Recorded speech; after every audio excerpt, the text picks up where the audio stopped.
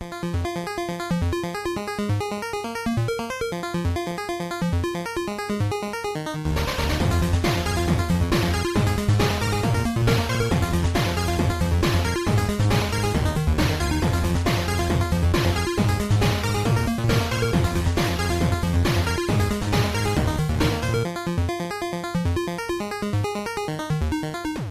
and welcome to the Naetopic podcast. This is episode 2. Today we'll be talking about movies. I'm Kenny Scobie, the co-host.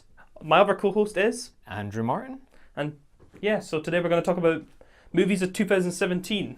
Films that have come out, films that we've seen. And upcoming films. There's a few other films. It's not over yet, 2017. Yeah, compared to the likes of last year, I've actually been hyped for a lot of these films that have come out. I mean, you got the big summer blockbusters like Guardians 2, Spider-Man, and as of this recording, Thor Ragnarok comes out in a few weeks, and really excited for that. So let's just say there's been a lot of hype. A lot of films have been good. A lot of films have been disappointing to say the least. But we're here to talk about them, share our opinions.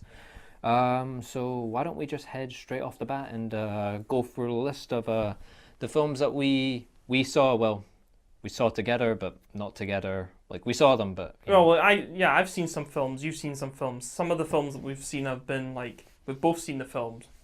And some of the films are, I've seen it, you've not seen it, you've seen it, I've not seen it. And then we can still discuss the list, really. And for the record, we're not going to go full spoiler territory, even though some of these films have been out for a good majority of the year, but... Yeah, it's not like a review of the films, it's more like an opinion from us, without having any spoilers in it. It's just like, well, that film was good, and then you discuss like maybe a little bit about it without going into spoilers, and that film was not so good. Yeah, and even if you want to go and see the film, hope more power to you. Hope you enjoy our opinions of it, and if you decide you still don't want to see the film, that's perfectly fine. We're not here to influence your decision. We're just like to give our thoughts. It's just our opinion on the films that are coming out this year, have come out. Yeah, and hopefully you don't take our opinions too seriously, even if there are some things that I'm bound to not like.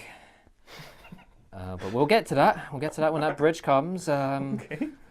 I think you know what I'm talking about later on, but let's roll off the bat, shall we? Okay, so what I did the other night was I constructed a list of films that I saw, consulted Kenny about it, and pretty much narrowed it down to about 20 items on this list. Then again, there are some things that I wanted to talk about for a bit that, even though Kenny hasn't seen the film, it's still something I personally really want to share my 2 cents on. So, and it's like vice versa here. There's a few films that there's maybe like one film that I've seen that I wanted to discuss that Andrew's not seen. I actually, in this list, it's only one. Yeah. For you, that's what I just said. Yeah. Yeah. I said a few films and I corrected myself by saying one, and then you said, yeah, it's only one. Yeah, that's because I'm just looking at a list just now. Yeah, me too, actually. There's four. I'm not looking at that list, I'm looking at my list. There's 4 films on this list that Kenny's not seen, but I'll obviously address that when I mention the 4 said films. So let's not waste any time and let's get started. Yeah, right. All right, the first film on the list is T2 Trainspotting, which came out late January. I think January 27th. Yeah, it was that long ago, yeah. Yeah, God. I remember how hyped I was to see this. I didn't really watch the original Trainspotting growing up. Me neither. Yeah, well, considering what's the right word to put it? The interesting nature of the film, I didn't actually watch it until about a few years ago. Didn't understand it at first, but after a few rewatches, I sort of grew to like the film even more. Sort of appreciated it. Got some great actors. Like say Ewan McGregor and Robert Carlyle. Make it enjoyable. So when I found out they were doing a sequel, and I found out they were filming in our own city, Edinburgh, that really got me hyped, because a good majority of the original was mostly filmed in the likes of Glasgow and London, and this sequel was like there were still scenes in the original that were filmed in Edinburgh, right? Yeah, like the opening, there's a couple scenes in the middle. I mean, most of the scenes shot in Edinburgh were all Princess Street, but yeah, here in T2 Trainspotting, there were loads of scenes where when I was watching it in the cinema, I was like, oh, I recognize that street. That's that's just down the road from me, and Yeah, I had a few moments like that as well when I was watching the film. Yeah. It's like it's quite good to have a film in your like own sort of like city and sort of like see. Well, like it's not just us that watches that film. That film goes global, so everybody else gets to see the city. It's a nice city as well. I get to experience the beauty of Edinburgh. Yeah. The last film I saw that had Edinburgh was Sunshine on Leith, and well, to be honest, that film kind of sucked. But hey, each their own. But anyway, Didn't watch it. Onto T2 Trainspotting. Yeah, the entire cast are back. Ewan McGregor, Johnny Lee Miller, Ewan Bremner, Robert Carlyle. The boys are all back in town. They all reunite after 20 years, and well, I won't go into too much. You just have to see it for yourself. You can't really go into this one blind without seeing the first one. Yeah. It's for me, I think the second Trainspotting film was like a good sort of like callback to the first one, and like it's nothing without the first one like at all. I mean, I can't. There's a lot of people that like watched it ages ago. I mean, I literally watched the first Trainspotting like maybe like a month before the second one, and so I'd never seen it till that point. Oh, really? Like I know some of the things that happened in it, but I didn't really like see. I don't know why I didn't watch it. I just didn't think it was my sort of thing. I watched it and I really enjoyed the first one. And I saw the second one and I was like, a mixed opinion. I think I liked it. I think a lot of people liked it. They just didn't like it as much as the first one. And I nearly made it to the first one. I think it was maybe because there was more of like Edinburgh that I sort of knew and sort of seen. And it was sort of like, I just thought it was a good continuation of the story. Some people just seemed to like see it as being like unnecessary, like to bring it sort of back. I generally thought like, oh, this is like a really good continuation of the story, and like sort of like rounds off like everything in the end. It's not like the ending to the first one like sort of collides with the second one, and it gives it like a sort of nicer ending for like a tale that's not always so nice. I guess it's quite. Gave it a more optimistic ending. Yeah, that's the word I'm looking for. Basically, I think that was the problem, that no matter what, people were always going to be like comparing it to the first one and just finding. When a sequel's a sequel, though, yeah, you got to compare it to the first one and stuff like that. Trying to find like, oh, they could have done this better.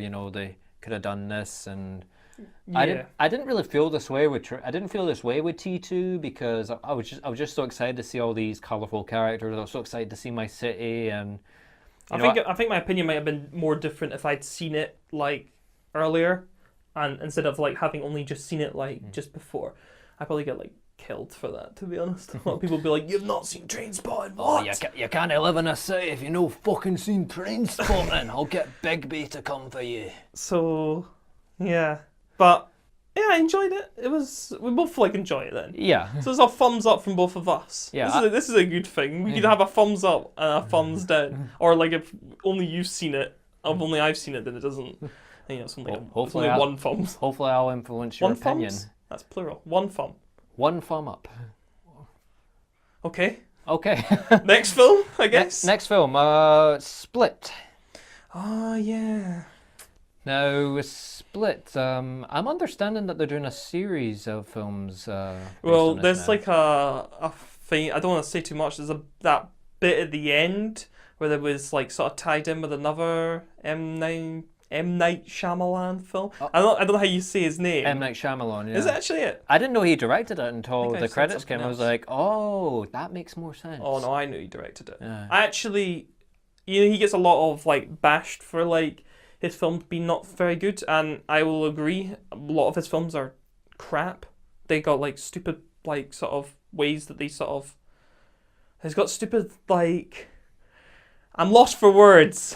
Well, let's just put it like this: The Last Airbender was a piece of shit. Yeah, there's plot twists. That's it. It's always about the plot twists and not being. It's never so great. It never works out too good, and the film like always leads up to something being completely utter shit or something like that. But I actually think, I mean, I wouldn't rush to ever watch Split again, but I actually think it's one of the better M. Night Shyamalan films, and it's kind of made up because James McAvoy's in it. Really, it was really weird. Let's put it down to that. It was actually really quite weird. That film. It was. And I've not really seen a lot of M. Night Shyamalan films besides The Last Airbender, which I just mentioned. We saw that one, didn't we? Yeah, we did. That was ages ago. It really just shows because I've completely forgotten what happens in that film, and I know it's based off the anime. And I'd seen the anime. I didn't watch all of it, but I'd seen some of it. I grew up as a kid, and it was on the TV and stuff like that.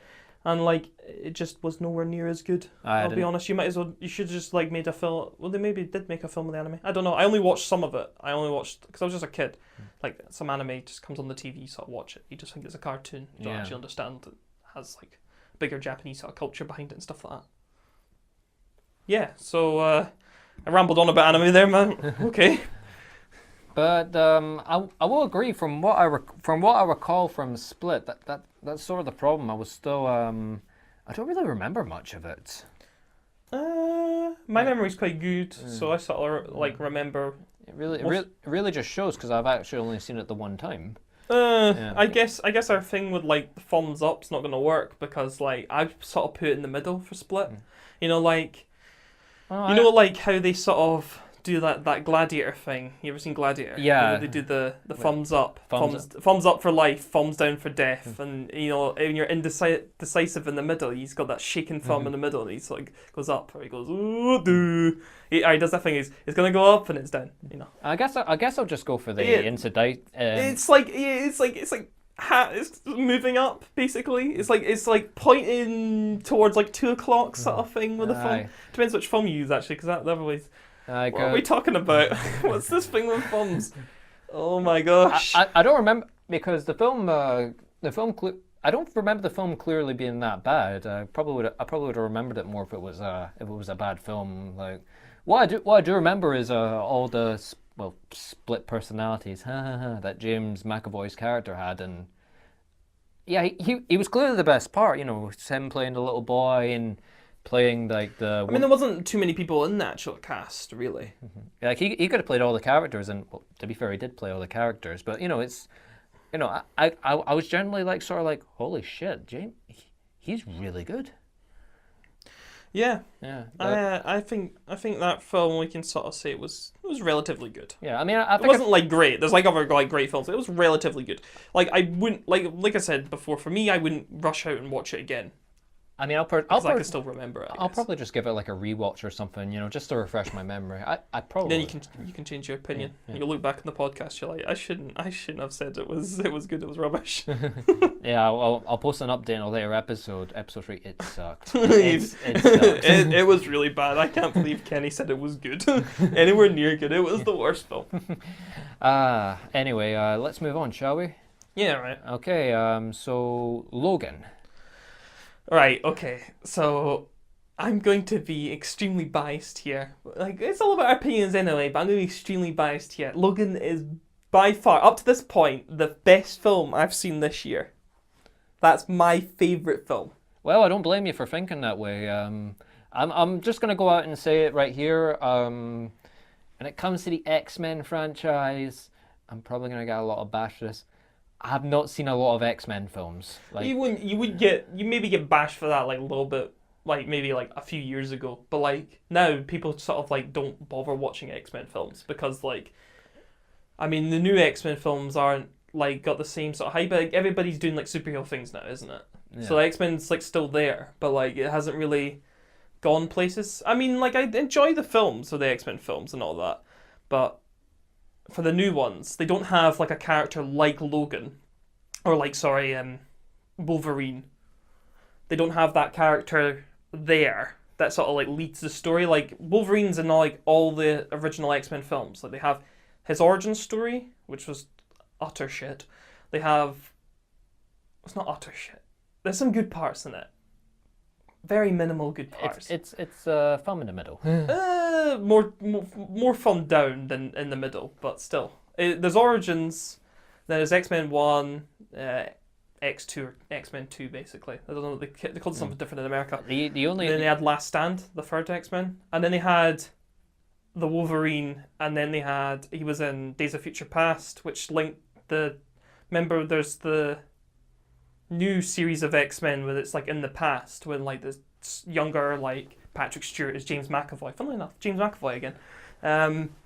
That like he's starting to see a thread here. Yeah. First Class. I was actually the other X-Men film that I've seen. I've only seen that and Logan because I remember I saw First Class with you. So all right, yeah. Right, because here's what I thought though when I sat into Logan. Like, I didn't really have much knowledge about the X-Men franchise. Like, I know who Wolverine, I know who Professor Xavier was. Like, yeah. But I felt I didn't need to know all that. I still understood what was going on.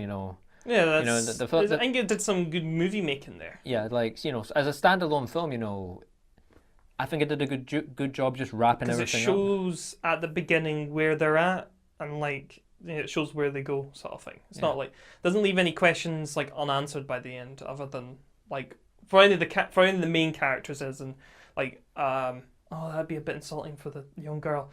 Her questions maybe still unanswered, but all the other characters, you sort of like get a gist of like what's happened before with like Wolverine and Xavier and that. Yeah, it's and of course Patrick Stewart and Hugh Jackman's final performances as those characters, like that was it. That I'd have to say that's a really good send off, and I think that's something any X-Men fan would. That's not even spoiler territory because they literally came out and said that before the film. Yeah, it's like they said like this is it. Like Patrick Stewart's like fuck this, I'm done. I'm going to go off and do the Emoji Movie. What? Yeah, he was in the Emoji Movie. But we'll get to that when I get to that, and I have a lot to say about that movie, and it's not good. Yeah, so for me, I'd say like I like really liked Logan because like from starting watching X-Men, I watched like X-Men when I was really really young, because like the first X-Men film comes in like 1999 or something. Yeah, I think it was around like. And then there's like another one in like 2000 and stuff like that. So I watched it like maybe in like early 2000s, and I didn't really like get it because I was only like 5 or 6 or 7 or something like that. But because it was like. And as time went on, I sort of like got more into the X-Men films and stuff like that. So I was maybe like watched it again when I was 10 or like something like 13, and I was like, I really like these films. Yeah. And it's like the best thing about Logan is watching. He played like Wolverine. Like Hugh Jackman played Wolverine for a really, really long time. But like, God, wait, I'm trying to think. Well, we say 99, and then we say now it's like 15 years. 15 years. Something like 15 years, maybe a little bit longer than that, maybe a little bit shorter, but like we'll say around about 15 years. 15 years is a long time to play one character in like many films. So for him to play that character, and you see where these films go, like at the beginning of X-Men. It's like a time where like people keep making like superhero films and they suck. Like nobody actually wants to watch them. Like the first X-Men is like really cheesy, but like X-Men I think is like a foothold in like starting up this like superhero like craze phase that we have, where we keep getting superhero films now, and it just took ages. Like it was like climbing a mountain. Yeah, they started off like really slow, and it was the only one that could actually like climb the mountain. Because like this is a really weird analogy. Is that an analogy? Is that the word? I'm getting it though. But you like they slowly climbed the top to climb to the top of the mountain, and along the way other people joined. So like now you've got Marvel and stuff like that. And I would say now Marvel's basically like overtaking everybody to the climb to the top of the mountain. Aye. But X-Men probably put to the bottom, but they started the climb and sort of like showed the path, the way towards making an actual good sort of movie like that. And I would say like Logan is like an absolute like it's the perfect end to Wolverine's story. To watch that character, because Hugh Jackman just plays Wolverine so well, it is the actual perfect end to the story. Some people didn't like it, don't give a shit what they have to say. For me, it was the perfect end to the whole of Wolverine's story. You start right at the beginning and you go right to the end.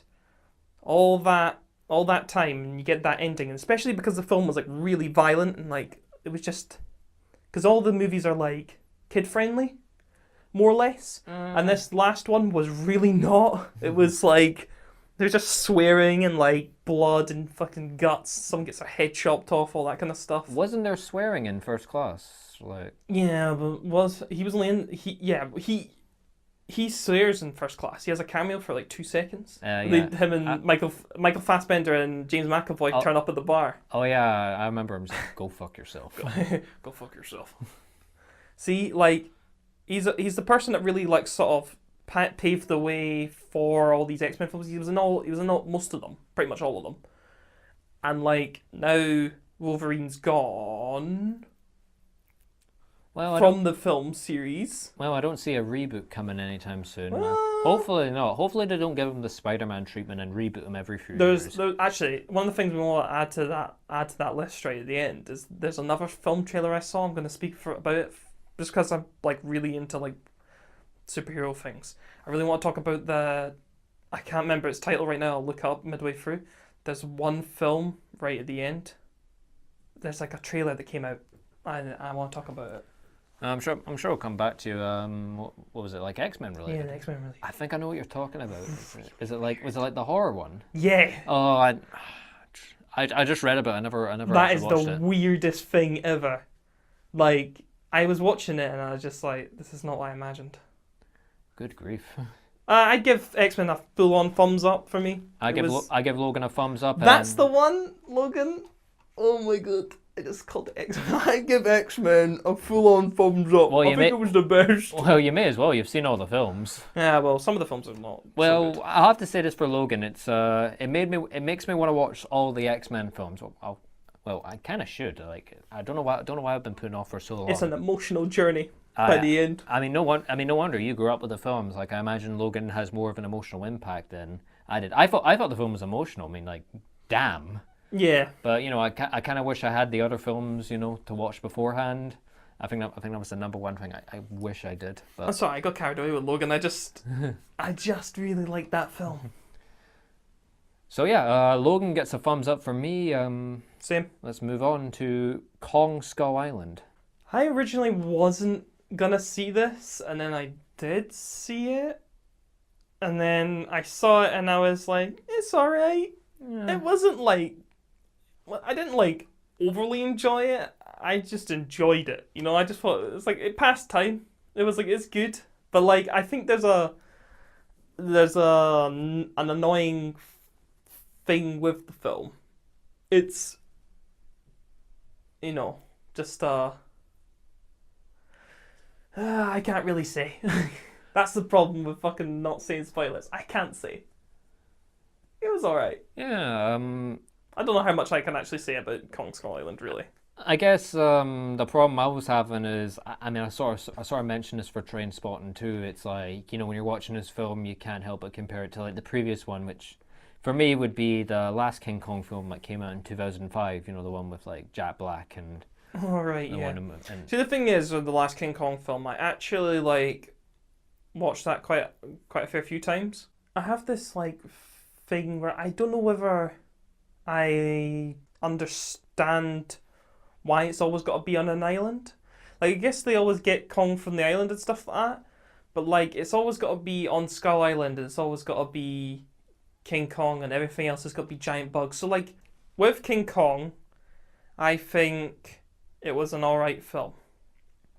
Yeah, for me, like I said, comparing it to the old 2005 film with Jack Black, and well, this one's actually got an all-star cast. You got like John Goodman, John C. Reilly, Brie Larson. You got Samuel Jackson. You got a good cast for it. I think I found this film. You even dropped Loki.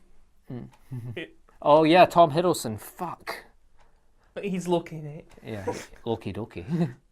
It's true. That guy wants to escape being Loki. I'm like, the problem is, you're set for Loki for life. That's you. It's like David Tennant with Doctor Who, or... That's true, yeah. Every time I see David Tennant, I think, oh, Doctor Who. Or Jack Black is that rock and roll guy that always likes rock and roll. Oh, right, yeah. Yeah, it's like, no, mate, you're the rock and roll. I'm Jack Black. Scooby-Doo, yeah.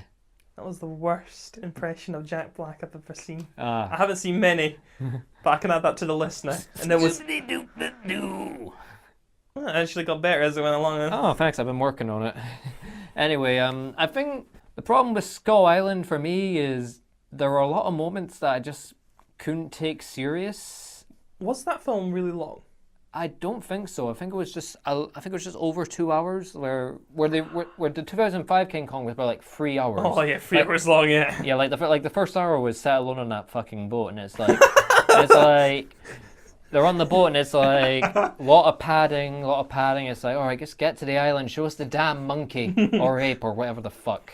Show us big Andy Serkis going. Andy Serkis is in both. He was actually a guy in that as well. Oh yeah, he's the one that gets eaten by the leeches. Poor man. Yeah, I was talking about that the other day. I don't know why. I just remember, like, I had a conversation with my brother, and I was like, interesting piece of trivia. Andy Serkis wasn't that, and he was the guy that got eaten by the leeches. Yeah, that bit's really scary in the film. Well, when I was like 10, I was like, that's pretty scary. Everybody got, and then oh no, yeah, there's a bit where Adrian Brody's gets all like the fucking cockroaches on him, and that like, I think it's like Jamie Bell. Like, is Jamie Bell in that? I don't remember. I think Jamie Bell's in it. Anyway, he like picks up the Tommy gun and starts shooting all the cockroaches off him. He's never held a gun and he happens to shoot all these things off. These are actual bullet, like those were like it's not actual bullets obviously, but like if that was actual like a real life sort of situation, he'd be dead. Yeah. You would have killed him. Like if you've never picked up a gun before and you shoot a Tommy gun. Yeah, but I guess it's a film. It's got giant bugs in it and a giant gorilla. Yeah, you can't really think too deep about it, especially if a man's shooting a Tommy gun. But anyway, back to Skull Island. There was this one scene in particular. It's not a spoiler, by the way, but there's a scene. It's after they meet Kong. Kong's obviously been triggered by all the gunfire. He starts smashing the fuck out of the helicopters. There's fire, and then he got triggered by the gunfire. Oh fuck yeah! I never thought, never considered that. But that is that Tommy gun from before. He wasn't happy about that. Oh god.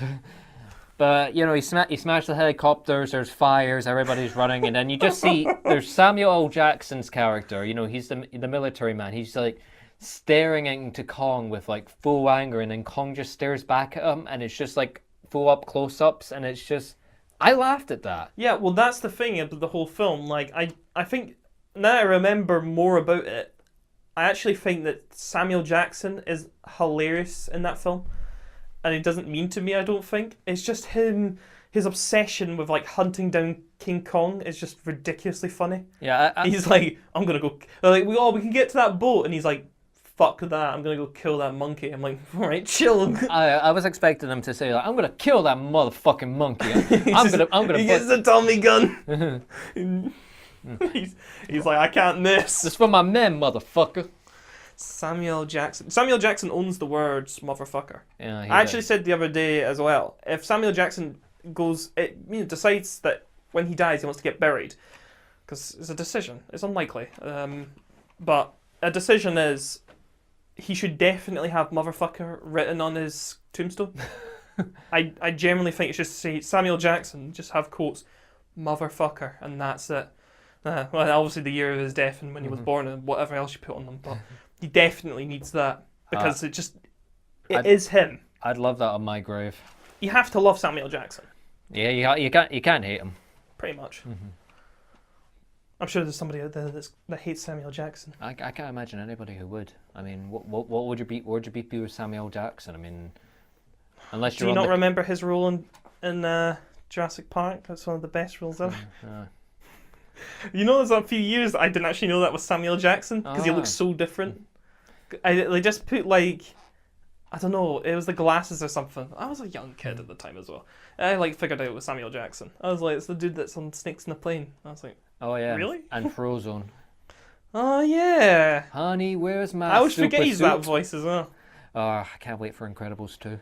If only he said motherfucker in that film. Honey, where's my motherfucking frozen suit? Where's my motherfucking Frozone suit? I'm Frozone, motherfucker.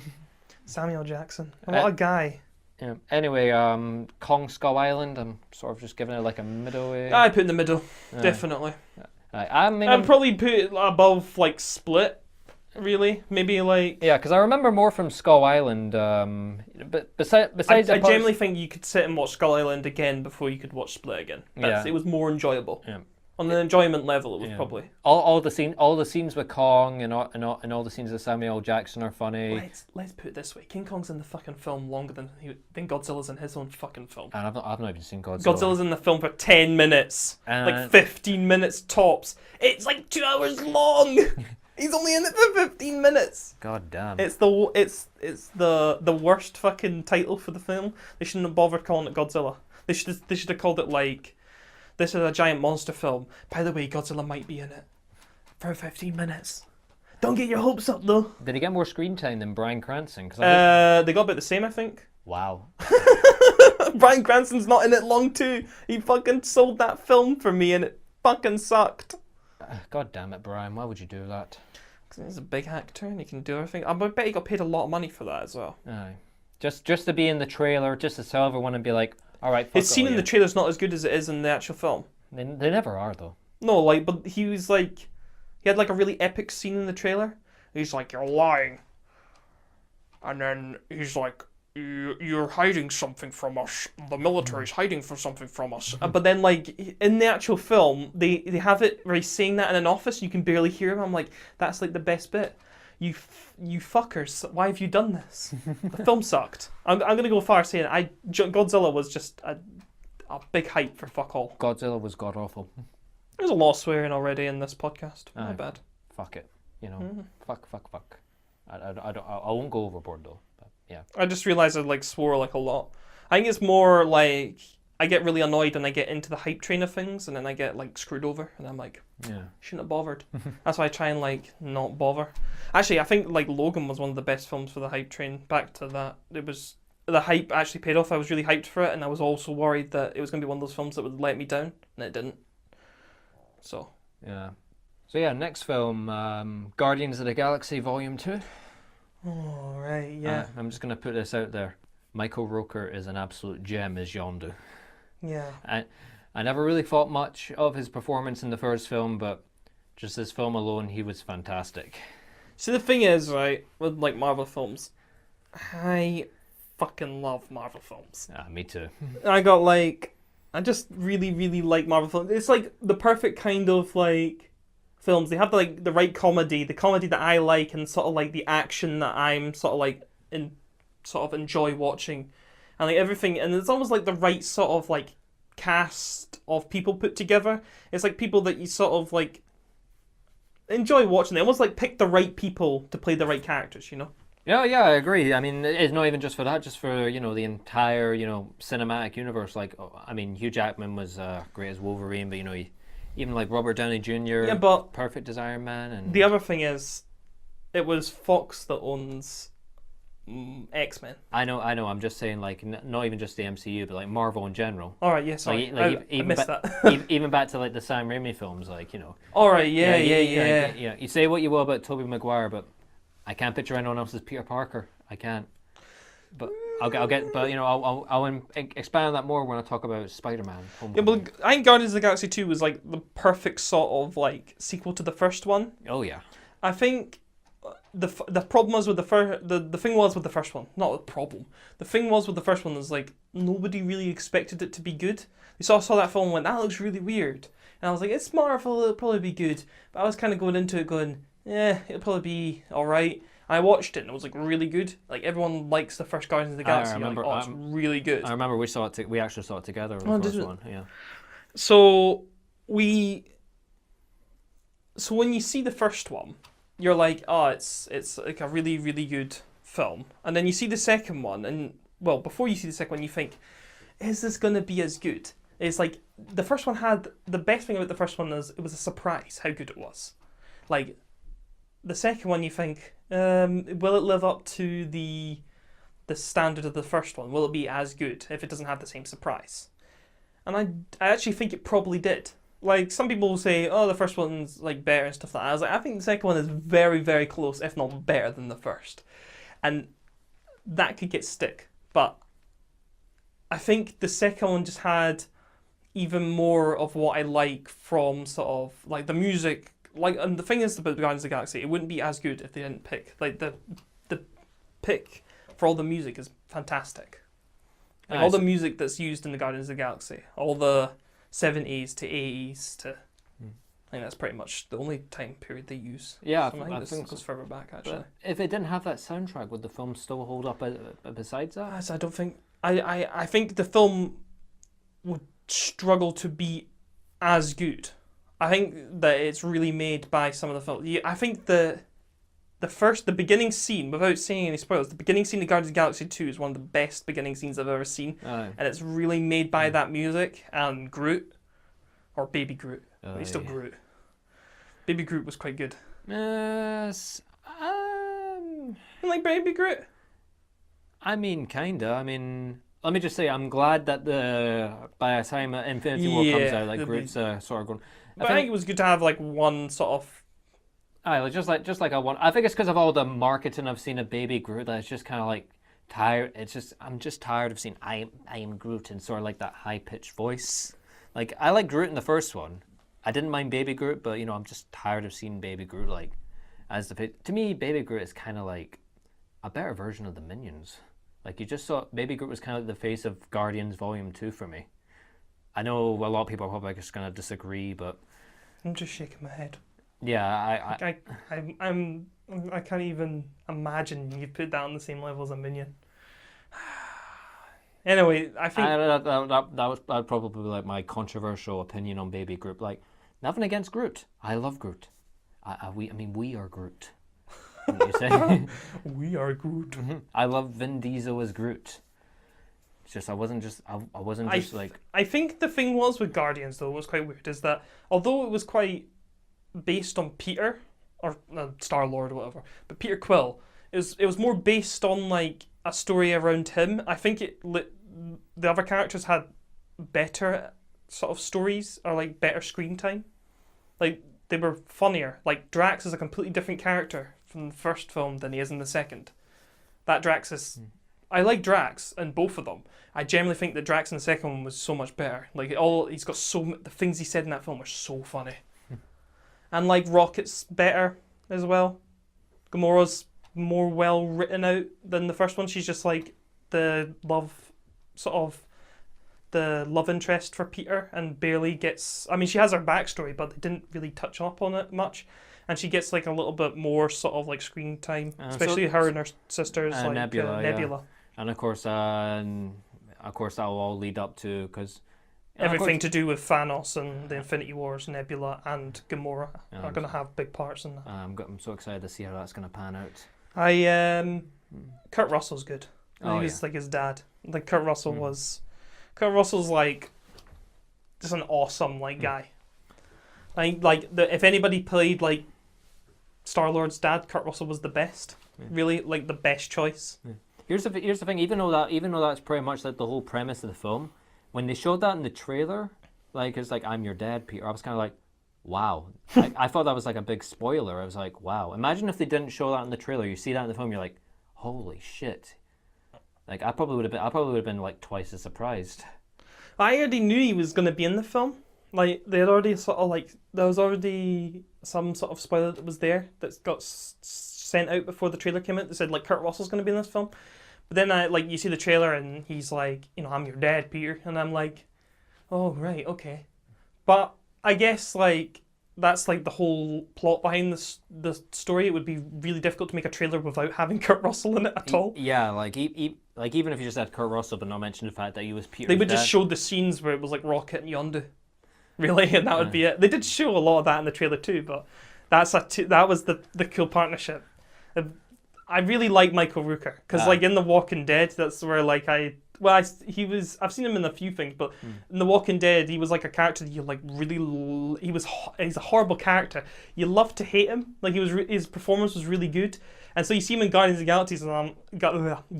Galaxy, and I'm like, oh, it's Merle from The Walking Dead. And then like no, this guy's his own guy. This is Michael Rooker. This is what he's like, and I'm like, this guy's awesome. Like I'm Mary Poppins, y'all. Mary Poppins, y'all. I just had to say it. You just had to say it. It's the best bit in the whole film. I think like is that part. Is Mary Poppins cool? Is he cool? Is he cool? Hell yeah. Hell yeah, he's cool. Oh, Guardians of the Galaxy was like really good. I saw that after my exam for like last year.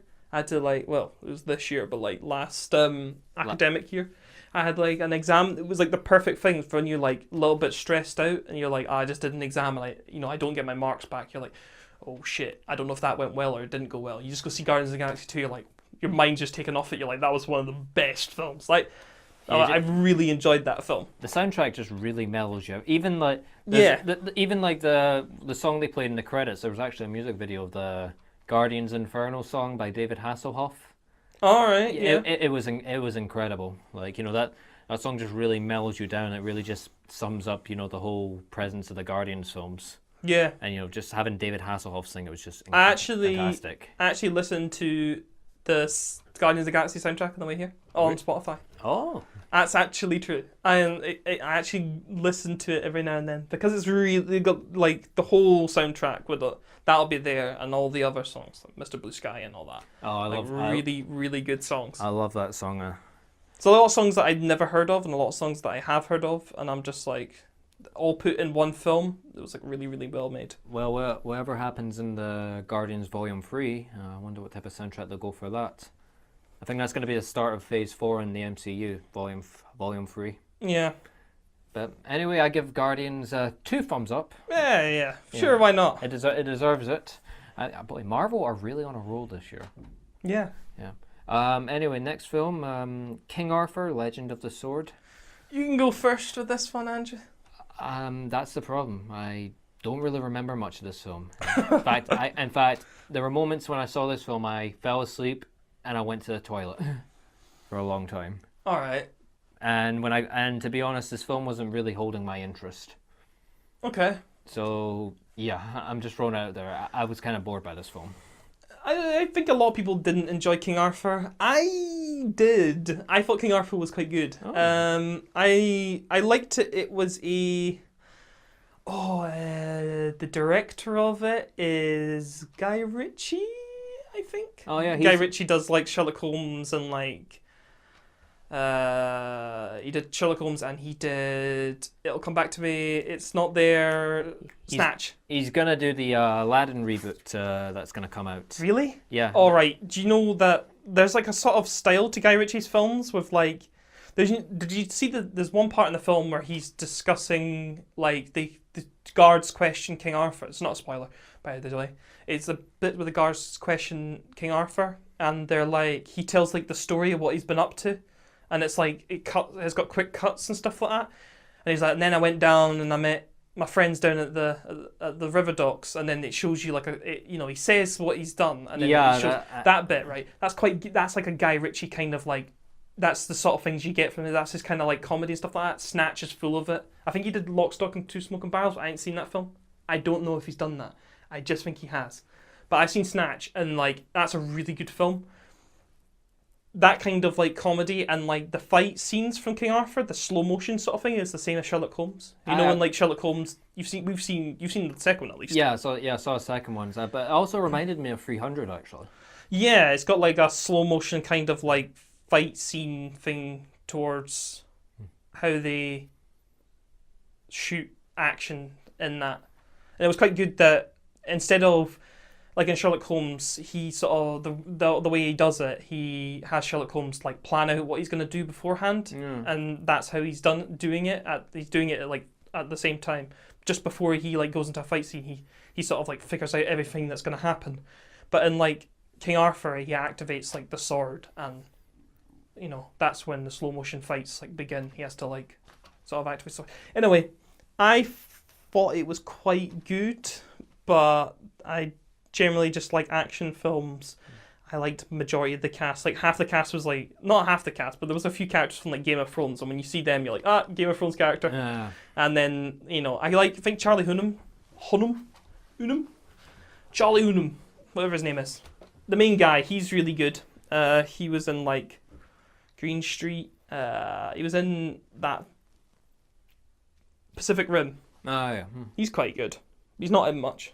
Yeah, I didn't think so, because I didn't really recognize any of the cast from this. So. You didn't see what about Jude Law, bad guy? No. You don't know Jude Law? No, I don't. Mm-hmm. You don't know Jude Law? Oh my gosh! I feel like I'm missing out. Jude Law's like a big name. You just didn't know who he was. You just like see people's faces. I know the name. I just don't know the face. Yeah, that's King Arthur: Legend of the Sword. I personally did not find the film that great. The film just sort of just dragged, and yeah, I don't know. Just even the action, I just found kind of just underwhelming. moments where just like, I was just tired watching the film. Yes, fair enough. Yeah, I mean, I don't know. Maybe I should just give her a rewatch. Just fully 100% focus on the film. Maybe see if I can change my opinion. But for now, I think I'm just gonna give the film a thumbs down. Thumbs up for me. Ah, probably the first film so far we've sort of had different opinions on, but that's good. That's good. Mm-hmm. Anyway, the next film it's actually one I've not seen, but it's one that you've seen. Planet of the Apes. Oh, Planet of the Apes. So Planet of the Apes is like it wasn't. It's a War for the Planet of the Apes. I said Planet of the Apes before we did this. Planet of the Apes 2017. I think Planet of the Apes. This is like the third one in that series, and like I think it's one of those films we'll look back and we'll be like, that was actually a really, really good trilogy of films. Currently, it wasn't as good as the second one. That's definitely true. The third Planet of the Apes puts big hype towards the war, or it's literally called War for the Planet of the Apes. There is barely a war in it. It's a good film. It's got really good ideas. It's a good continuation because you watch like Caesar become like just an intelligent monkey to going through. He becomes more intelligent and he escapes and all other stuff happens throughout the films. I don't want to spoil it because you've not seen any of them. Yeah. But you get to this stage and it completely rounds off Caesar's story and like it's like pretty perfect. The other thing about War for the Planet of the Apes had Woody Harrelson in it. Woody Harrelson's like a really, really good actor, but I kind of have a funny feeling that he was underused in it. That he could have been like he's really good as an actor, but there's sometimes I feel like it was like the second one as well. They had Gary Oldman. And like I sort of felt like you could have used him more. They just didn't. Like I was like, you pay big money to put like these sort of big sort of. I mean, Gary Oldman's probably bigger than Woody Harrelson. I don't know now. Who knows? But you put big money into these sort of like actors to be in the film, and then I feel like they're quite underused.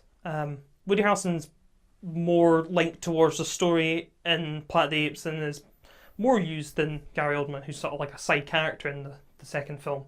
But in the third one, I genuinely think they could have had done a little bit more. But I still think it was a good film. It wasn't as good as the second one, and I thought it was going to be better than the second one. So it was a little bit didn't meet the expectations, but it still met an expectation of being a good film. I certainly the release because I wanted to I wanted to put an end. I wanted to see the end. Didn't put an end. You wanted to get I wanted closure to on the see series. the end of the bloody series. I didn't want to put an end to the series or suddenly do anything. What the fuck am I talking about? You're done with Planet of the Apes. I'm done, man. I'm done. I've seen it all. Caesar's the best. Nah. Well, I think people will look back at that trilogy and be like, that's actually quite a good trilogy of films, and then they'll be like, oh, still need to see it. Thumbs up for me, man. I still need to see it, so negative thumbs up. Yeah, I'm just making shit up now. Okay, moving on. Next is Alien Covenant. Right. Now, I've not seen a lot of Alien films, and I understand that there's a lot of films that reference another particular Alien film, Prometheus. Yeah. Yep, and there are just a lot of things in this film that kind of like King Arthur just bored the hell out of me. Well, see, like, the thing is, I like King Arthur, and there was a lot of things in it I enjoyed. It was just one of those films you can sort of just see, and I was just like, yeah, it's good. I wouldn't, rate it, overly high. I think with Prometheus, it was, big hype, because I've seen, all the Alien films. Alien is, that sort of series of film. Maybe, the first and the second one are, in my top favourite films. I really, really like Alien and Aliens. Those films are, one of my favorite films of all time. So watching Alien go along, you have Alien, it's really good. Aliens, for me, it's better. It's just so good. The Alien is like a horror film on board a ship. It bursts out of the guy's chest and runs around, and everybody has to go, oh shit, let's find it, let's fucking kill it. And it fucking kills everybody off one by one. That's a scary film. Watching that as a child, I fucking shit myself. When I watch when I watch Aliens, I love it. It's like it's more like an action film, but you know, I always reference it. It's just a thing that it's one of those films I absolutely love, and I think like there's like some really good thing. The thing is in it, most of the characters you fucking like in Aliens, like there's like Hicks and Hudson. It's like Michael Biehn and oh shit, Bill Paxton. That's it, Bill Paxton. I always mix him up with Bill Pullman, but Bill Pullman's the president, the other one. So there's those two I like really think, and like Sigourney Weaver and you know like a bunch of other people. They're like really good in that film. They make it like really good. So you have these two really good films. They were made like fucking years ago. Now we got Alien 3, it's not as good. Then you got Alien 4, it's fucking awful. And you've got like Alien vs Predator, it's rubbish. Alien vs Predator 2 is also rubbish. Then you get Prometheus, and you're like, it's not actually got any aliens in it. No, they're fucking spoiler, don't give a shit. I'm going to save people time here. There's no alien in Prometheus. There is no literal alien in it at all. There's a giant fucking alien at the end, but it's not really alien.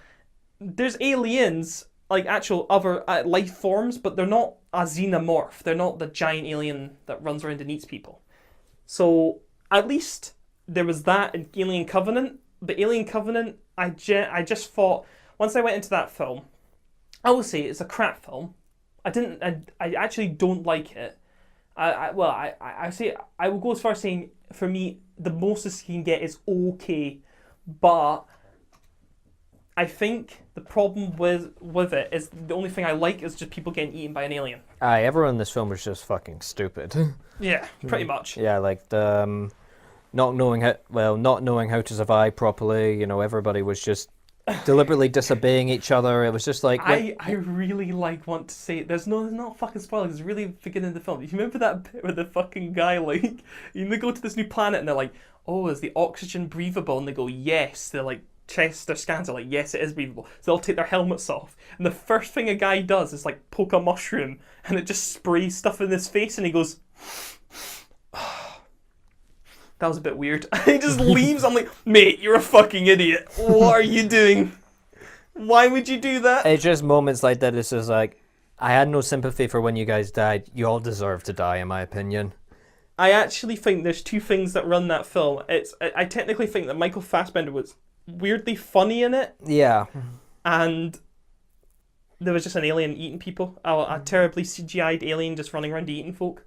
That was the two things that film had going for it, and those were they were not enough.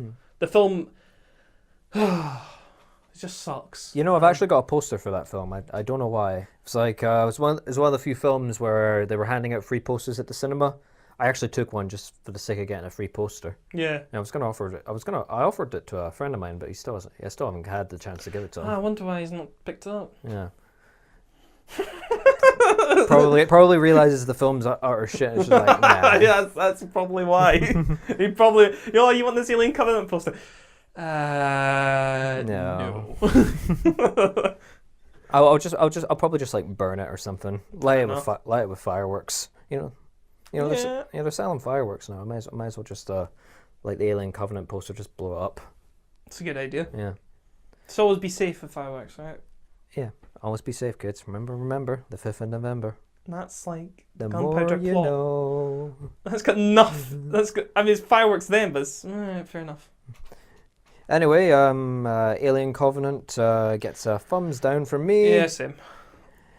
Anyway, moving on. Pirates of the Caribbean 5. Oh, what can we say, man? It's like a Pirates of the Caribbean film, isn't it? Oh, essentially, yeah. I mean, that is literally just what it is. No, I saw the first 3 films. I've only not seen the 4th one, just because I never really got around to watching it. With the 5th film, I had no expectations because really I feel like I didn't miss much from the 4th film because one of the characters in it is the child of I was about to say Will Smith for a second, but I meant Will Turner. I don't know why I had Will Smith in my head. We just turn him around. It's Jaden Smith. Oh shit! Not you again. Oh, hold on. I gotta tweet some weird shit, man. I like pufferfish. Yeah, no, I don't know why I was thinking Will Smith there. I think it's just because I had the Aladdin reboot in my mind, and Will Smith's going to play the genie. Oh shit, yeah. Yeah. I just remember this. I mean, there's no replacing Robin Williams, but Unless he's fresh Prince of Bel-Air, I don't care. now this is a story all about how I was trapped for 10,000 years in a lamp. If you'd like to take a minute, just sit right there. I'm gonna make some pop culture references all over there. Anyway, I'm getting completely off track.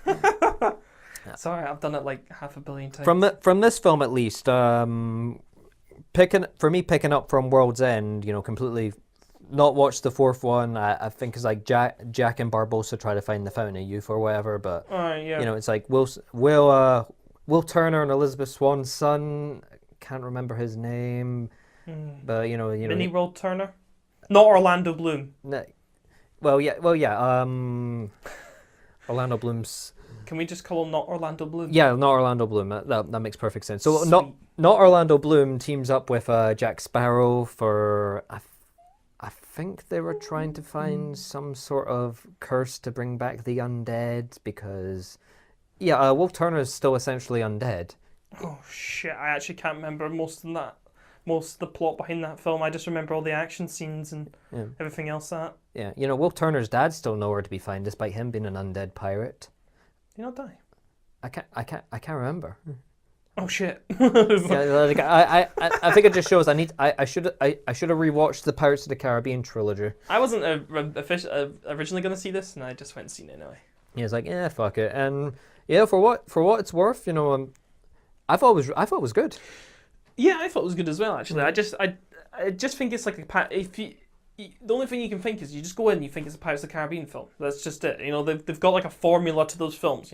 There's like a start, middle, end, like all other films, but it has like a sort of Pirates of the Caribbean way. There's always going to be like talking on a boat, and then on an island, and then Jack Sparrow says something funny, and everybody's like, "Oh, that's very funny." And then the two guys with the monkey. And then it's always got the same sort of like formula to the films, and they're all quite good. Well, I can't remember. Actually, I can't say they're all quite good if I can't remember any of them. I should have watched the fourth one. I kind of wish I did, but Stranger Tides. Yeah, I've seen it. I can't remember anything that happened in it though. Yeah, I keep thinking I don't think I missed much, but yeah. Pirates of the Caribbean 5, I thought it was good. I'd go and see it. I thought it was good as well. Thumbs up. Yeah, yep. Okay. Next film on the list. You've not seen this actually, Kenny. I kind of want to talk about it for a bit. Wonder Woman. All right, yeah. All right. Now, I'm just going to say this out there. Like, as far as most people are concerned at the time of this recording, the DC Expanded Universe doesn't really exactly have the strongest rep right now. Not a lot of people like Man of Steel. I personally thought Man of Steel was okay. Same case with like the likes of Batman vs Superman and Suicide Squad. Well, I actually personally found Batman vs Superman enjoyable for many reasons, with the exception of Jesse fucking Eisenberg. Right. And Suicide Squad was just, well, I don't really want to get into that. But for me, shit. Yeah, it was shit. But for me, Wonder Woman has to be the best film from the DC universe so far. Mm-hmm. Like this film was actually good. Like this was on par with like something Marvel would put out. In a way, you could just sort of look at this as the first Captain America film. Like it's set in the early World War timeline. I'm not gonna go. The first Captain America film isn't as good as the other Captain America films, though. No, I mean like you. All right, yeah, all right. We're through setting. All right, okay. Yeah, like in terms of setting, you can figure this like Captain America: The First Avengers. Yeah. It's like a start. Yeah, like it's like for me, this was a good film. Like from acting, from story, even the comedy is on par. You got Diane, fitting into the human world. The time set, the timepiece. Fitting in with all these other characters. The villain was great. The side characters were great. I don't want to get fully into it because you've not seen it. For at least hyping up to the Justice League, which comes out in about a month. Mm-hmm. I think for me it's like it sold me to see the Justice League at least. Yeah. Even if the other films haven't done so far, and even if all these new characters are introducing, like Aquaman and the Flash, they're getting their start in Justice League. But for me, did you say Aquaman? I said Aquaman. Yeah! My man. Oh, your man Aquaman. My man Aquaman. No, but for me, Wonder Woman's officially sold me on the DCU. Like, this film is like, it's on track. The DCU is kind of like a hurricane that's gone completely downhill. Sorry. And what? I keep looking at the list on my phone. I'm sorry to cut you off there. I've accidentally recorded, and it said it was you talking. I've accidentally recorded it and it Googled it. So it said I wasn't originally going to see, and then it come up with that was what you said, right? Yeah. But what Google thought it said is I wasn't originally going to get a brain transplant. What? I swear. Oh no. Yeah, no. I wasn't originally going to see it. I wasn't originally going to get a brain transplant, but I changed my mind. It came up with a joke. Like, okay. Anyway, sorry about that. I've got nothing. That happened. I've accidentally That was a put thing. the microphone on my phone. I need to stop looking at it because I just keep checking out the list. That's why my phone's on airplane mode. All right, yeah. Good call. But yeah, Wonder Woman. I'd personally recommend seeing it. Like I said, it's the DCU is kind of like a hurricane. You know, everything was like going to shit. It was going down. It felt like there was no rebounding, but Wonder Woman just saved it. Yeah, I think their Batman vs Superman was like a quick way to try and catch up with Marvel with adding a lot of like characters and a lot of events into one film, where Marvel take many films to sort of build up a character. Like Captain America has his own film before he was in, Avengers. Spider. Ugh.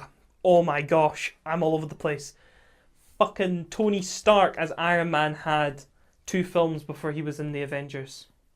Yes, and then he had one afterwards. They had like built up. So they sort of rushed it then. So now they've sort of like given Wonder Woman her own film. Yeah. And like they probably learned from Batman vs Superman, you can't sort of cram in too much about a character. Yeah, and of course there was like a big gap between like Man of Steel and Batman vs Superman for like 3 years. All right, yeah. It's like they started this universe and then 3 years later they finally come out with something else. Yeah.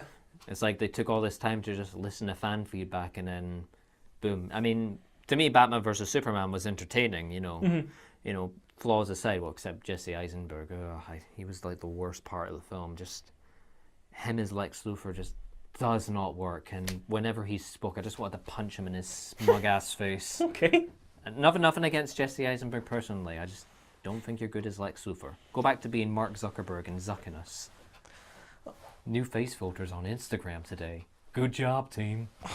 Okay. That was my Mark Zuckerberg impression from that meme of him trying the Instagram filters. I've not seen this. You should watch it. It's quite funny. All right. Okay. Maybe. Okay. Anyway, Wonder Woman, thumbs up, and looking forward to Justice League.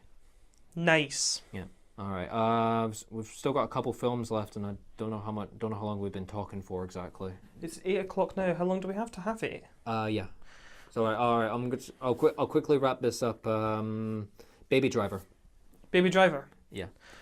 So Baby Driver, I think for me it was a really good film. It got like loads of hype. Like it got loads of people said it was like really, really good.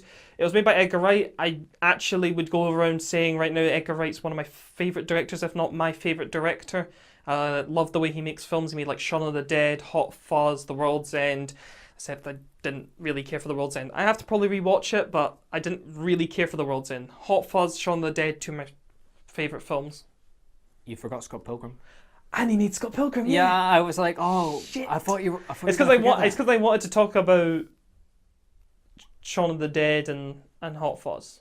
Shaun of the Dead is definitely like my would put it as my favourite Edgar Wright film. I watched it as a kid, sort of like grew up with it.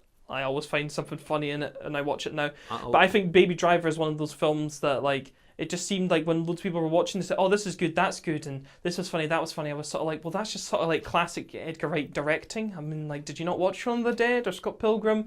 Like, it was. I think as a director, he's advanced and like sort of grown, and his knowledge and how to do things is like so much better. Like Baby Driver has so many cool parts. There's a bit at the beginning where he's walking down the street and all the sounds in the street are in his music, and it's like really, really cool. Like, when I noticed that, I was like, holy shit, that must have taken ages to fucking make, but I don't know. I'm just like, Edgar Wright just sort of, he has a really genius mind. His comedy works out really well. And I think the cast for that film was really good. I think the cast for Baby Driver was really good. I think the main guy was like, and I can't remember. I remember he was in like one other thing that I've not seen. He was in like Fault in Our Stars. That's the one. Yeah, I'm sorry, I forgot his name. He was pretty good in the film, but like I'm talking about like the big names they put in it. You know, Kevin Spacey, and then there was Jamie Foxx, John Hamm. You know, all these characters. They were like funny. They had like loads of good dialogue and lines and all that. It was like a really good sort of film. I just didn't think it was as good as everybody else was saying. Like, I really hyped up there. I think I might by talking about it. Yeah. I feel like I hyped up for myself, but I think when I watched it, I was like, this is really good. It's just I didn't. Everybody else seemed to really, really enjoy this film, and I was like, it's just another Edgar Wright's kind of film. It's like a little bit better. I'm just waiting. What I'm looking forward to is the rest of his films. You know. Like what Edgar Wright has to do next. Yeah, I don't know what film he's doing next. Actually, whatever he does next, I'm just seeing it as like he needs to sort of do more films, and we'll see where that goes. And hopefully every film that he does now just gets better and better and better. Yeah, that's what I want. Yeah, Baby Driver was not the best thing Edgar Wright's thrown out. No. Yeah. To me, it just seemed like all the critical reviews and all the things that were around at the time that people actually thought that was, the best thing that he'd thrown out. But I don't even know if they knew Edgar Wright had done it, or people know who he is. Yeah, no, nowhere near as good for me as like Hot Fuzz or Scott Pilgrim, as a matter of fact. Good acting. I don't know. I thought the story at most was okay, but I was just. To me, it was more for the action, more for. I think the one thing was it had like sort of like car chase scenes, but actually like interesting ones. There's a lot of films I watched and I see car chase scenes, and I'm like, this is probably really good if you're like really into fast cars and stuff like that.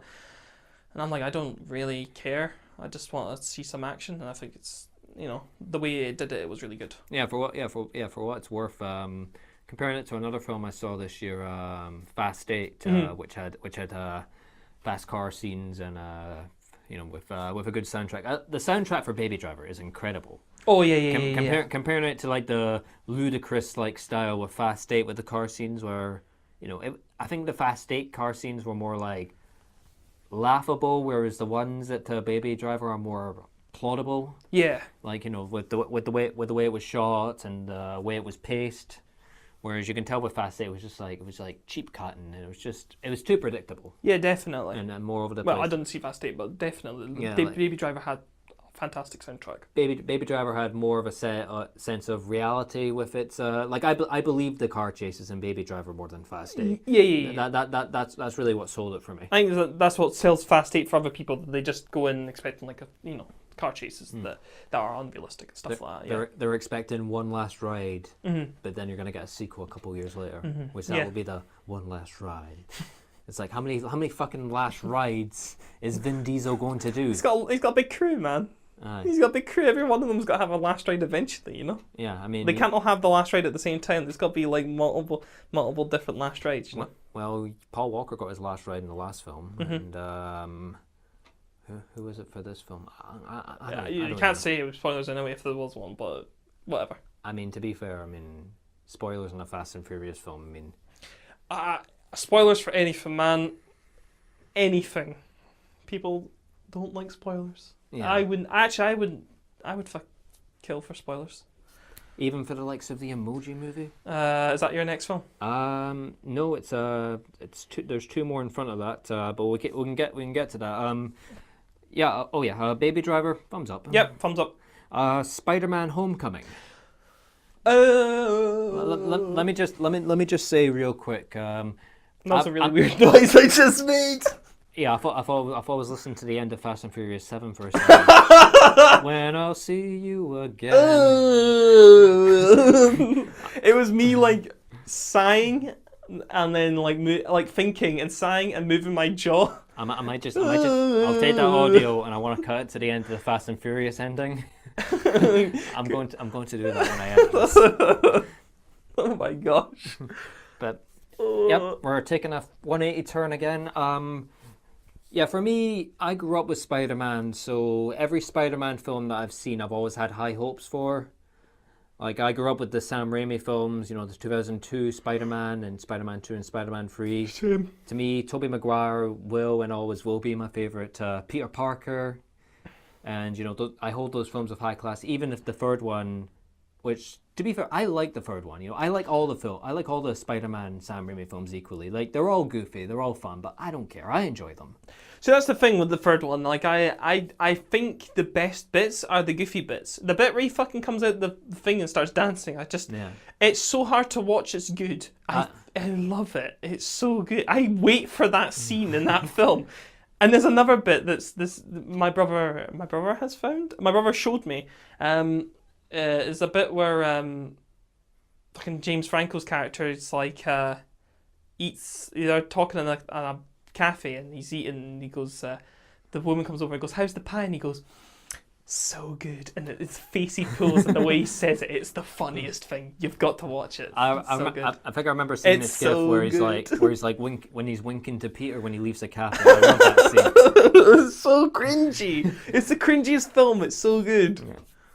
I hold that in high regard. And then, of course, they rebooted it with The Amazing Spider-Man with Andrew Garfield. Now, those films actually got a lot of shit.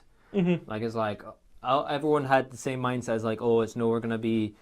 Like, that would be for any Spider-Man film in the future comes. Like, it's going to be nowhere near as good as the Tobey Maguire films. Yeah. Is what I hear the most. And, yeah, I get that. But, you know, looking back that aside, like, I'm looking at The Amazing Spider-Man films aside... They're still alright films. Like they're not great. They're not the best, but there's like one way of putting the like Amazing Spider-Man and the other sort of Sam Raimi Spider-Mans. I think what you can say is like Tobey Maguire's like probably like the better Peter Parker, and then Andrew Garfield's like maybe the better Spider-Man in like a sense of like how they sort of play those characters. Like Tobey Maguire looks really like nerdy, and he's like what you would expect. He's just a little old for that kind of character. He's meant to be like, what, coming out of high school and he looks like 30. Aye. You could sort of argue the same with Andrew Garfield, even though, well, he is a bit younger. I could buy it more. Like, you know, even if it turns out they made him like a college student. You look too cool to be Peter Parker. Yeah, you know? And plus him and Gwen Stacy were like, I like the chemistry between those two characters in those films. I don't remember it. Maybe that probably says a lot for the film. But anyway, moving on, they rebooted Spider-Man, and Sony gave the rights to the Marvel Studios for the cinematic universe. And the cost that they would also put in Tony Stark into the film. Yeah. That's the thing. It would be a Sony Marvel handshake there, and they would both release the sort of film as one, but they were like, you bring Tony Stark into that film, and they were like, okay, sure, why not? But that doesn't take anything away from the film much. This is still Spider-Man's story. You know, you got Tom Holland returning from Civil War, and I have to say, I love Tom Holland as Peter Parker in this. Like, it does kind of remind me of Tobey Maguire. He's handled the awkwardness well. It's like, yes, you know what? I buy Tom Holland. He's great. I actually think that the way you're describing this whole like series of Spider-Man is completely the exact same thing, and that I agree with.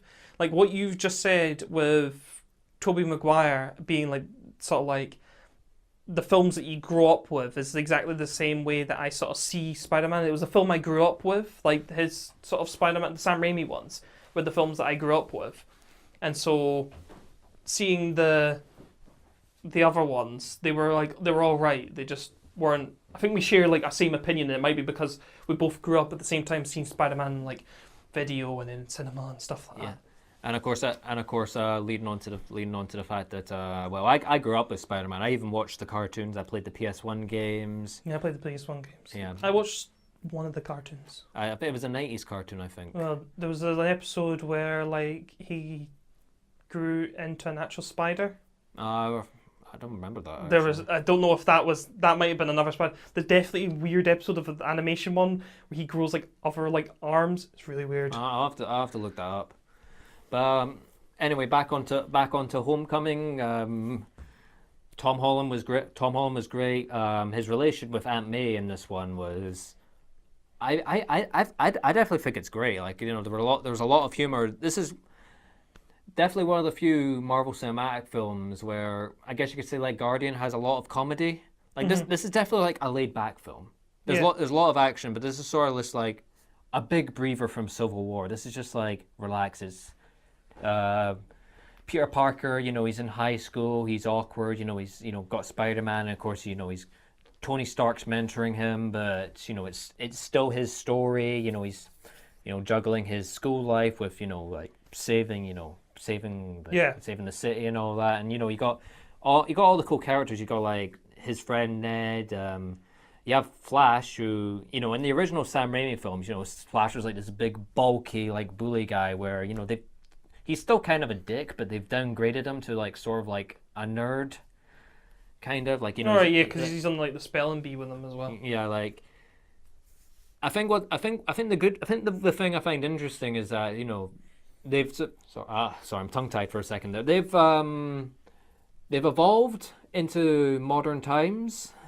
Yeah. Like the type of bully that you get, that, you know, Flash is in this film, the type of bullies you'd get nowadays actually.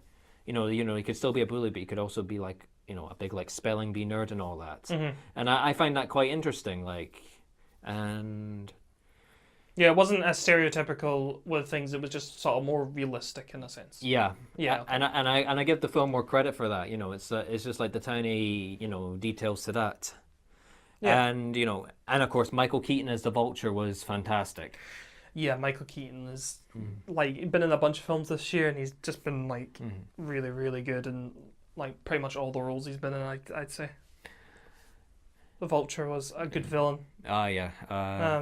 Yeah, it was good. Yeah, I think thumbs up. Yeah, thumbs up. It was a good film. Yeah, can't wait for Avengers: Infinity War, where Aunt May, I have to go to space. What the fuck?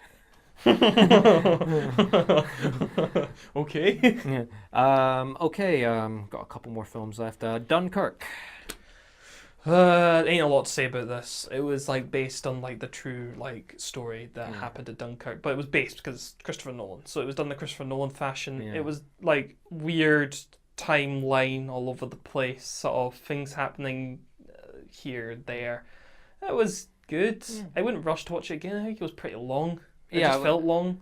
It was interesting. I would actually, like, I obviously think that the Dunkirk story is a really interesting one to say. It's, like, really interesting to do and stuff like that. But I actually generally think that it's maybe one of Christopher Nolan's weaker films. And what I was saying was, before I saw this, actually, I actually found this out. My great-grandfather was in Dunkirk. Really? Yeah. My grandma told me this, because when I was saying, oh, I'm going to go see Dunkirk, and I was like, oh, your great-grandfather was in Dunkirk. I was like, really? And I won't get into the whole story. It's a long story, but, you know, having that mindset while watching that film, and you're just like, wow. I think the thing with the film was the best part of the film is it relayed to the audience this feeling of like hopelessness, and there's just no escape. There's just that bit where they're looking out at the boat and everybody's getting on it, and you can only fit a certain amount of people, and then the boat goes, and there's one boat for everybody there. You see how many people are on that beach, and you think, like, these people are thinking, at any moment you're going to die, and there's just no escape. There's no way out. Like, they're all surrounded from all sides. That is just an incredible feeling. Like, the film really does relay this idea that these characters are desperate. Like, you know, they have to get out of here. Yeah, and there's just no way out. Like, that's the tension of the film. The tension of the film was so high. I saw that, but the film, I think there was one thing with the film, the sound mixing sucked. It was so loud at some points. It was like ridiculously loud. And this isn't, I saw it in IMAX, but where it's going to be loud anyway. But I also heard that it's the same in like 2D sort of thing, where where the planes are coming in, and that is unbelievably loud. Yeah, like, I saw this in iSense, which it's kind of like IMAX, right. Odeon's equivalent to IMAX, I guess, but not exactly. But yeah, I know exactly what you mean. It was really, really loud. Just unbelievable. Like, some scenes were just unbelievably loud, and the same with the gunshot parts. They were just like, I think they could have been a little bit lower, but yeah, other than that, I think it was a good film. And when it comes out on DVD, I'm obviously going to buy it, and I'll see if it's still the same at home. Well, I hope not. I just think that was one of the things about the film that was hard to enjoy, is just how loud some of the scenes were, basically. But yeah, overall, not the best Nolan film, but you know, as far as I'm concerned, it was still a good film. It was good, yeah. I can't wait for the next one. Yeah, thumbs up, I guess. Yeah. Okay. Next, I'm gonna talk about this very briefly. This is a film you've not seen. It's a film that, let's just say, I'm gonna thrash the living fuck out of. The Emoji Movie. Right. Now, judging from the idea alone, like, it's just it's like one of those things where you like officially like run out of ideas. Like you just take like what's currently trending, and you know, everybody uses emojis on their phone. I use emojis on my phone, like everybody does. But to make an entire movie based on that, what they kind of do is they base it on like Wreck-It Ralph. Like don't know if you've seen Wreck-It Ralph. Wreck-It Ralph, yeah. Yeah. The Wreck-It Ralph season, the video game. Yeah. I've seen what the emoji film's like. It's like the emojis are in their own world, and then when someone wants to use an emoji on their phone, they get pulled to like a little box or something like that to be used as the emoji. Right. I saw the trailer. Yeah. I didn't see the film. Well, you're not missing much in the film. Yeah. Yep. What I think really annoys me the most in the film is all of the references. Like, they cram so much references, like to Just Dance and Candy Crush, and there's a scene where the two emojis parents, where they're going to go look for them. There's a scene where they're walking through the YouTube app, and it's just cat videos, and for some reason it's the apple pie, apple pen video, you know that. Yeah, they play that in the background because that's currently trending, and it's like, this film's not even going to be dated by a year. It's going to be like a few months. Yeah. I mean, it's like having Gangnam Style in your film, or what does the fox say, or something like that. What did the fox say? I like how that was past tense. It actually helps with your... What does the fox say? The emoji film is shit. That's what it says. It's fucking shit. Yeah. Like, you know, I mean, you got big names like Patrick Stewart in it and T.J. Miller, and it's like, Patrick Stewart plays the poop emoji, and he does so many poop jokes, and it's like, there's a scene where he comes out of the toilets and he says, "We're number 2," and I just sort of went, oh my god, I want to die. Like, I was just watching this film, like, I didn't even find it funny ironically. Like, you know, films like The Room, which are bad, but you like them ironically. Yeah. I did not laugh once. I did not crack a smile. I wasted like an hour and a half. I felt so pissed off. Which is an hour and a half, really. Yeah, like it could have been a lot longer. And James Corden as the high five emoji, you know, hearing his voice was just painful, and you know, he was the annoying side character, as you expect. But you know, everything he does, he just fucks up everything in the film. And it's like, alright guys, I'm James Corden. Look at me, I'm the high five emoji. Look, I'm so important. He's not fucking important. He's annoying. And every time I hear him, I just want to die. So yeah, as you can tell, I don't like this movie. Yeah. It really sounds like you took a real disliking to this film. Yeah. It's just, the Popeye movie got cancelled for this. Damn. I think that's the part that annoyed me the most. A 3D Popeye movie. Like, I can't say I'm a Popeye fan. I never really got into it, but I would have at least applauded that. Like, there are a lot of kids' films this year, right? Like, I saw a couple of them. I saw Despicable Me 3, which I could argue that even if you don't like the films, there's still something to that. Like, you know, there's still an idea there. And even the Captain Underpants movie, which I love. Like, I grew up with the books. Like, I have a strong sentiment to Captain Underpants. Yeah. The Emoji Movie is just marketing. It's marketing at its worst. And, you know, just don't give them your money. It's like, don't see this movie. Don't do them any favors. Don't make the same mistake I see. Don't even see it for free. Like, I saw it for free, and I felt ripped off. So, 2 thumbs down for the Emoji Movie. All right. I won't see it. I never have a.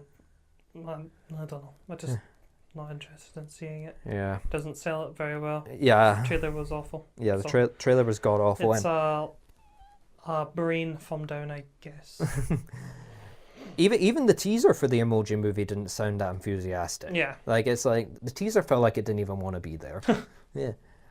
I'd much rather have memes the movie, like dank memes the movie. Yeah. I would love to see a dank meme movie. Mm-hmm. Yeah, like I would applaud that. All right, what's next? Okay, all right, we'll move on because we've been talking for a while. It was good. Yeah, I never saw the original It with Tim Curry, which I understand was actually a TV miniseries which was cut together into a movie. Yeah, it's 2 parts. There's when they're kids and when they're adults. That's what's going to happen with the new film as well. Yeah, We got one film with the kids, which is the one that just came out, and then the one with their adults as well. Yeah, I can't wait to see that. Like I remember I saw a teaser for this, like an actual clip from the movie which they showed before Annabelle. Yeah. Where you see Pennywise talking to Georgie, like you saw the entire scene. This was like a few weeks before the film came out. And I was feeling so tense when I saw it, and I was kind of like, wow. And yeah, I don't really watch horror films. I only watch like the films that are sort of like it, where I've seen it before when I saw the other one when I was a kid and stuff like that. And like watching that, I was like shitting it all the way through because it was fucking scary. I thought I was gonna shit it when I saw this film, but to my surprise, I didn't. I got sweaty hands. Yeah. That's the thing. Yeah, Loads of sweaty hands. Like there are a lot of horror films where jump scares can get to you even if they're cheap, but to this, I just saw them coming. Like, yeah, there's a lot of them. I think I've seen a lot of horror films, but even so, like Pennywise was creepy, but I wouldn't say anything scarring. I mean, with all the clown stuff that's been going on, like the whole clown, the whole clown fiasco from last year, where they were like everybody was dressing as clowns. Like, it's like, wow, how stupid. But besides that, this film alone, like, I was really invested in this film. I like the characters, the bullies, the loser kids. It was I enjoyed this film. Like, I don't really have anything negative to say about it. I think there's a lot more I can say about it, but I don't think we have the time. Yeah, but quickly wrap this up. It was a good film. Yeah. I can't wait for the sequel. Thumbs up from me. And lastly, the most recent film that came out, Blade Runner 2049. 2049, yeah, Blade Runner. I think Blade Runner was good. I mean, it's a little bit like Trainspotting. I hadn't watched the first Blade Runner. I haven't actually seen the first Blade Runner. The first one. I can tell you that the first Blade Runner, my opinion, story sucks bad. The setting of it, where it's in like a weird sort of futuristic and everything's sort of like Asian and sort of weird robotics and stuff like that and flying cars, you're like, whoa, this is really cool. But like the whole idea of Blade Runner is really, really good. The problem is I find with the whole first one's story kind of, it just isn't very interesting, and it's long and it kind of sucks. The new Blade Runner I thought was like it was really good. Thought it had a better story at least. I think Ryan Gosling was like really good in it, and Harrison Ford was good in it for what he took like half the film to turn up in it, to be honest. Yeah, that was a part that I wasn't really like fully into, like the fact that it took so long for one of the main characters to finally show up. Yeah, they like boosted him as like a real main character, and it took ages for him to actually like show up in the film. Not to mention the film went on for too long, in my opinion. Now that's not a negative. I liked the film, but I felt like a lot of I felt like you had to wait a long time for the good stuff to finally kick in.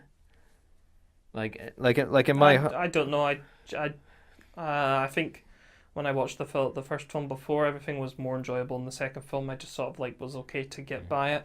And because I literally watched the first film before, and I was watching like the whole story to it, I was like, the second film is like much more interesting. The first film is like dead boring. Yeah, there were plenty of I did notice the callbacks to the first film, and maybe I should have watched the first film. Maybe. The first film explains a lot Yeah. to do with the relationship between Harrison Ford and the woman. Oh yeah, Yeah. So. Yeah, the woman that Jared Leto's character. Oh yeah, I forgot Jared Leto was actually in this. All right, yeah, he was barely in it. He was only in it for like 5 minutes. And even then, I found his character to be extremely uncomfortable. Yeah, it's true. Maybe it's just Jared Leto himself. Like, I couldn't care for him as a Joker, and then he was. I like Jared Leto. I just didn't like his Joker. That's the thing. I just don't think he's selling. I just don't think he's selling much for me. But for any future sequel with the Joker in it, maybe it'll just be like Heath Ledger. He'll surprise everybody. Yeah, maybe. Yeah. But yeah, that's pretty much all the films that we both saw together that we can both talk about, really. I give Blade Runner a thumbs up. I think we're sort of like here for us. We're a little bit out of time to bring anything about trailers, so I guess we'll have to talk about it in the next episode. Yeah, but yeah, there's a lot. But besides that, there's a lot of stuff coming out. 4's coming out, and come the next episode, we will have seen 4. There's like huge hype for 4. Yeah, really. Justice League also comes out, I think, early next month. So I may or may not have seen it. I'm half and half. Jason Momoa is really selling that for me. Aquaman. That's the only reason I've not wanted to see either way, I will definitely have something to say about that film. Yeah, all right, fair enough. Yeah. But anyway, we probably talked a little long. This probably might have been our longest episode, but I guess we'll find out in post. But anyway, just to wrap this up, I've been Andrew Martin. I've been Kenny Scobie. Have a wonderful week.